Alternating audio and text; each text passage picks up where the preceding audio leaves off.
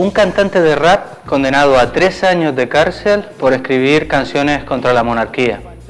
Un libro sobre el narcotráfico en Galicia secuestrado por orden judicial. Una obra de arte censurada en la Feria de Arco por motivos políticos. La pasada semana, la sucesión de estos acontecimientos hacía que la prensa europea volviera a ocupar sus portadas con los casos de represión que se sufren en el Estado español. Incluso una organización como Amnistía Internacional, conocida por participar en las campañas mediáticas contra países como Cuba o Venezuela, mostraba su preocupación por lo que está sucediendo en el Estado español. Para hablar sobre este asunto, contamos hoy con la participación de la socióloga y profesora de la Universidad Complutense de Madrid, Ángeles Díez. Buenos días, Ángeles, y muchas gracias por participar una vez más en nuestro programa.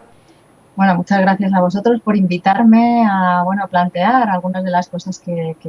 escribo y que siempre es más fácil un poco dialogar entre todos. Muchas gracias. En primer lugar, Ángeles, nos gustaría conocer tu opinión acerca de estos últimos episodios de represión que mencionábamos al comienzo de la entrevista. ¿Te parece que se puede hablar de un salto en la represión del Estado o de una continuidad que se podía esperar teniendo en cuenta el contexto político? Bueno, en primer lugar, yo creo que no podemos hablar de un salto cualitativo en la represión en estos momentos. Yo creo que esto que ahora mismo se hace visible fue preparado, ha sido elaborado precisamente en el 2011, cuando las manifestaciones del 15M, cuando el Estado español en su conjunto veíamos que había manifestaciones a lo largo y ancho de todo el territorio que se sucedían por distintos temas, por el tema de la educación, por el tema de la religión, por el tema de la precariedad, por el tema de los desahucios. Es decir, la crisis económica del 2008 se manifiesta como una crisis de legitimidad de todo el sistema político en el 2011, con todas esas manifestaciones. Y yo creo que ahí es cuando el Estado, este Estado que no es sino la continuidad del Estado franquista, empieza a percibir que esta sociedad está convulsionándose, esta sociedad no aguanta más la caída del nivel de vida combinada con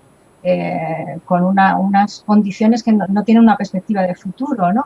Y entonces es el momento, desde mi punto de vista, ese 2011, cuando el Estado empieza a hacer toda una serie de reformas del Código Penal, es la famosa Ley Mordaza,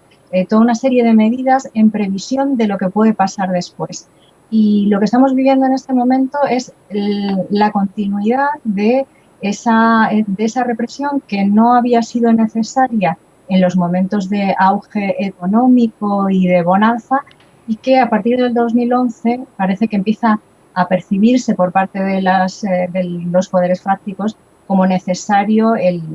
poner en marcha toda una serie de medidas para legitimar, entre comillas, la represión. Y yo creo que lo que se está dando en este momento es esa puesta de facto, en práctica, de esas medidas represivas que ya se han ido construyendo a partir del 2011. Y yo creo que la pregunta es ¿por qué se construyen esas medidas represivas? Bueno, pues porque yo creo que tanto el Estado como el Ejército, como todos los poderes que fraguaron la transición en este país, son conscientes de que esa ilusión, ese imaginario de que este era un país democrático y en vías de desarrollo y que las perspectivas eran de una homologación con Europa, era un castillo de naipes que se había construido y que se iba a desmontar en cualquier momento, como así ha sido. Así que todo esto que estamos viviendo, como de forma puntual, como a borbotones, aparecen estas medidas represivas a cantantes, a gente desde el mundo del arte, que están teniendo mucha repercusión precisamente porque se trata de reprimir expresiones que se vinculan a la libertad de expresión, pero anteriormente ya hemos visto casos como, por ejemplo, el de Alfón, donde se encarcela a un joven con medidas extremas de seguridad, con la excusa de que ha participado en una huelga general y que subvertía la autoridad, ¿no? Precisamente refiriéndote a las raíces del Estado español y analizando el momento actual, más concretamente aún, el caso catalán, escribías recientemente un artículo en el que acuñabas un nuevo término para referirte al Estado, francocracia. Brevemente, ¿podrías explicarnos qué es la francocracia? Bueno, yo hablo de francocracia porque no es solo que, como hablan algunos autores del régimen del 78, yo creo que hay que ir más atrás. Aquí hubo una guerra civil, aquí hubo un golpe de Estado que fue acompañado después por una guerra civil, en donde se subvirtieron todos los principios básicos de un sistema democrático. Quienes ganaron la guerra fueron los franquistas, y a partir de ese momento lo que se construye en este país, incluida la transición como continuidad de ese régimen franquista, es un Estado en el que hay una superficie que trata de homologarse a lo que son los Estados nacionales europeos, pero que hay un trasfondo que es el que aquí no fue derrotado el fascismo, y como ocurrió en Europa con la Segunda Guerra Mundial. Por lo tanto, ese fascismo tan cañí, ese fascismo español, siguió muy presente a lo largo de todos los años que duró el dictador, pero también en la transición con la continuidad de esas estructuras jurídicas, políticas y también de monopolio de la violencia, es decir, del ejército, de la policía, que continúan hasta nuestros días. Yo hablo de francocracia precisamente para darle ese punto de partida, no en la transición, en esa idea de que hay un régimen del 78. Yo creo que hay que ser más audaces para entender qué es lo que significa este momento político en el que estamos viviendo, y hay que remontarse un poco más atrás, y es precisamente el tema de la guerra civil y el triunfo del franquismo, que, insisto, es un fascismo muy particular. Un fascismo diferente al italiano o diferente al alemán. Y creo que ese matiz se puede conseguir acuñando ese nuevo término, ¿no?, de francocracia, porque en un momento determinado ese fascismo, que podemos llamar nacionalcatolicismo, adquiere en el 78 una refundación, se refunda ese nacionalcatolicismo, ese fascismo español, y esa refundación yo creo que se entiende mejor hablando de la francocracia. Es decir, por un lado, la continuidad de esas estructuras de poder que se mantienen, y por otro lado, una apariencia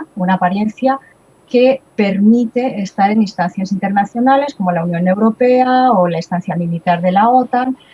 Así que yo creo que es esa combinación de la especificidad del fascismo español, al mismo tiempo que incorporamos la contemporaneidad, ¿no?, de lo que significa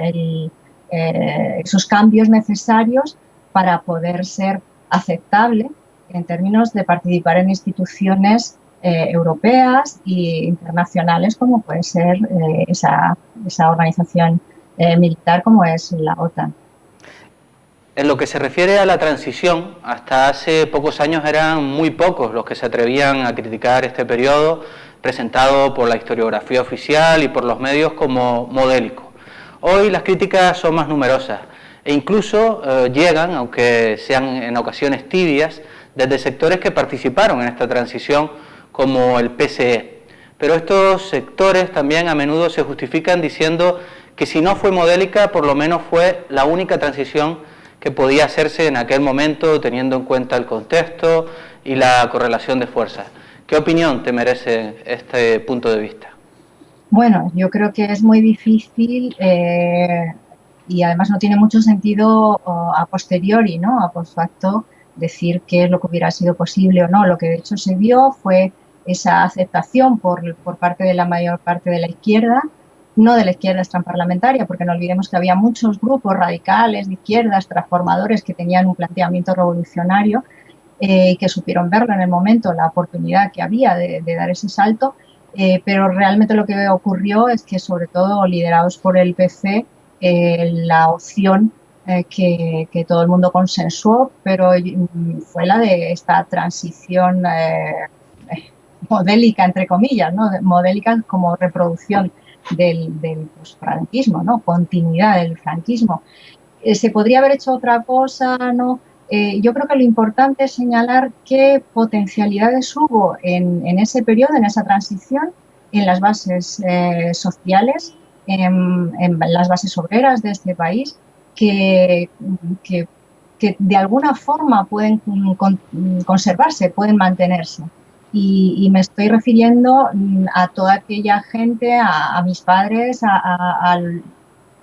los abuelos de los jóvenes de ahora que vivieron esa posguerra, pero que también estuvieron dispuestos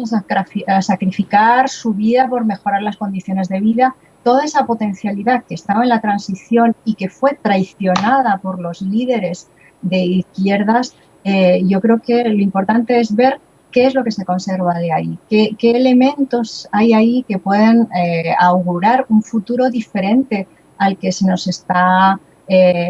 poniendo sobre la mesa. Es decir, un futuro de cambio de verdad revolucionario, planteando que no es posible la soberanía en el contexto de una Unión Europea y en el contexto del capitalismo, porque no hay posibilidades de democracia dentro de un modelo que se basa en la explotación y en la obtención del beneficio económico por encima de cualquier derecho y cualquier principio, ¿no?, humano. Así que yo creo que lo importante no es tanto saber si se pudiera haber hecho otra cosa, sino plantearnos qué es lo que podemos hacer, qué salida hay. Y la salida no está dentro del marco que se nos está planteando de aguantar mucha más austeridad, aguantar mucha más represión y aguantar unas condiciones de vida inhumanas que cada vez van a ser mayores a cambio de no se sabe qué futuro incierto, que además nunca se ha demostrado que ningún crecimiento económico vaya a resultar en redistribución, por ejemplo, de las rentas.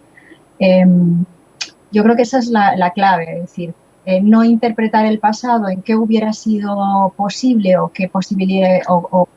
qué es lo que habría que haber hecho de otra forma, sino qué elementos del pasado pueden servir de potencia, se conservan todavía para un futuro que puede ser un futuro revolucionario porque es la única salida, un futuro democrático porque no hay posibilidad de democracia dentro del capitalismo. Sin embargo, tú misma has apuntado que después de que el régimen se tambaleara, con la crisis económica, con la gente en la calle después del 15M, ha habido un intento de imponer una segunda transición. Y de hecho, en tu último trabajo establecías un paralelismo entre, por ejemplo, la jura de los principios fundamentales del régimen por parte de Juan Carlos de Borbón y la última alocución de Felipe VI contra la Generalitat, o los pactos de la Moncloa firmados por los sindicatos y los pactos que estos mismos sindicatos firman hoy con la patronal y con los sucesivos gobiernos del PSOE o del Partido Popular. ¿Te parece que el régimen se está reconstituyendo y que podría triunfar este intento de imponer una segunda transición? Bueno, lo que no cabe duda es de que hay un intento, por supuesto, de conservar el poder y las mismas estructuras de poder de los poderes fácticos que han mantenido su estatus hasta ahora. Lo que ocurre es que cada vez más las condiciones se van deteriorando y hay posibilidades de reacción a esas medidas, ¿no? Yo creo que hay que interpretarlo siempre en términos dialécticos, es decir, hay un poder que intenta conservarse, que intenta reproducirse, que intenta cambiar lo menos posible para mantenerse en esa posibilidad de seguir acumulando económicamente, pero al mismo tiempo las posibilidades de revertir ese orden, las amenazas que tiene ese orden cada vez son mayores. Yo creo que en este momento hay un intento que yo lo llamo esta segunda transición, pero a diferencia de la primera transición, donde las expectativas a nivel europeo o a nivel global sí que permitían aventurar una posibilidad de recuperación económica del propio sistema y, por tanto, de una pequeña redistribución entre los sectores populares, pero en este momento esa segunda transición está en un contexto en el que no hay posibilidades de que este sistema no hay una vía o una salida en positivo del sistema económico global en términos generales, si no es a través de una guerra. o de la generalización de la guerra en todos los ámbitos, que es lo que ya está pasando, para seguir acumulando. Claro, una transición en este país donde no hay soberanía política, no hay soberanía militar, tampoco hay soberanía económica, plantearse la reproducción y el mantenimiento del poder tal y como está, tiene muy pocas posibilidades de que realmente se pueda dar una segunda transición en la que se dé un consenso y se dé una salida, digamos, de refundación del poder en los mismos términos que se dio en la primera transición. Eso por un lado, en términos globales, ¿no?, de lo que está ocurriendo en el mundo, pero es que en términos concretos tampoco se da porque hay una deslegitimación tan grande de todos los partidos políticos que no permite esa salida consensuada. También una deslegitimación de las organizaciones que trabajaron en el pacto y en el consenso en la primera transición. Léase los sindicatos. Los sindicatos en este momento carecen prácticamente de cualquier legitimidad porque la población los acusa de ser parte importante de tener la responsabilidad de la situación a la que hemos llegado. Con lo cual, no hay legitimidad de los sindicatos, no hay legitimidad de los partidos políticos, no hay una economía a nivel global que permita una salida de una pequeña acumulación económica y de redistribución. La deuda de este país es enorme, supera ya el PIB, el Producto Interior Bruto. Así que las condiciones en las que nos encontramos en esta segunda transición son completamente diferentes a las de la primera transición. El pacto en estos momentos es prácticamente imposible. Y yo creo que el tema catalán está anclado precisamente en esa imposibilidad de que los conflictos sociales, políticos, se resuelvan por la vía del consenso. No hay posibilidad del consenso. Este sistema español, esta francocracia, no tiene margen para negociar. Y eso hace que esta segunda transición esté llena de potencialidades transformadoras,